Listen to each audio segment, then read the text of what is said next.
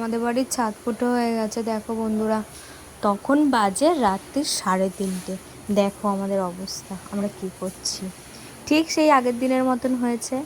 মানে অ্যাকচুয়ালি পরিষ্কার রেগুলারই করা হয় আমাদের ছাদের ড্রেনের মুখটা, কিন্তু ওই যে গাছ প্রচুর তো ছাদে গাছ রয়েছে, সেখান থেকেই পাতা আবার হয়তো ঢুকে গেছে, ঢুকে এই অবস্থা। আমার বরের পছন্দের ঘুড়ি, ও লাগিয়েছিল ওটা।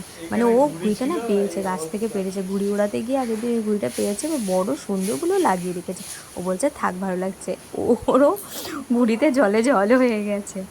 মানে কি বলবো, সত্যি আমি হাসছি ঠিকই, কিন্তু আমার এত মানে খারাপ লাগছে। ভোর 3:30 বাজে তখন, আর তখন আমি ঘুম থেকে ঠেলে উঠে নাকি এই করছি। মানে হঠাৎই বরের ঘুম ভেঙে গেছে, ও খাট থেকে পা নামিয়ে দেখে কি ওর পায়ে জল। এবার ও তাড়াতাড়ি করে আমাকে ডাকলো, বললো তাড়াতাড়ি ওঠো, দেখো কি অবস্থা। দুজন মিলে উঠে গেছি, উঠে দেখি আমাদের বাড়ির এই অবস্থা। দেখো চারিদিকে মানে জল, সে আগের দিনের মতন হয়েছে। তখন আমরা ওই জল পরিষ্কার করছি, মানে ঘুম ঘরে তখন আমি জল পরিষ্কার করছি। আমার তোকে চোখে তখন ঘুম, মানে আমি মানে তাকাতে পারছি না, তাও আমি ওই অবস্থায় আমি ওরকমভাবে জল পরিষ্কার করছি। দেখো কী পরিমাণে জল। এবারে পুজোটা কি হবে বলো তো বন্ধুরা। দেখো এত বৃষ্টি হচ্ছে, মানে পুরো কলকাতা ডুবে গেছে, সাথে আমাদেরকে নিয়ে ডুবেছে, আমরাও ডুবে গেছি জলে। দেখো আমাদের গলির অবস্থা দেখো, মানে এত জল, এত বৃষ্টি হয়েছে।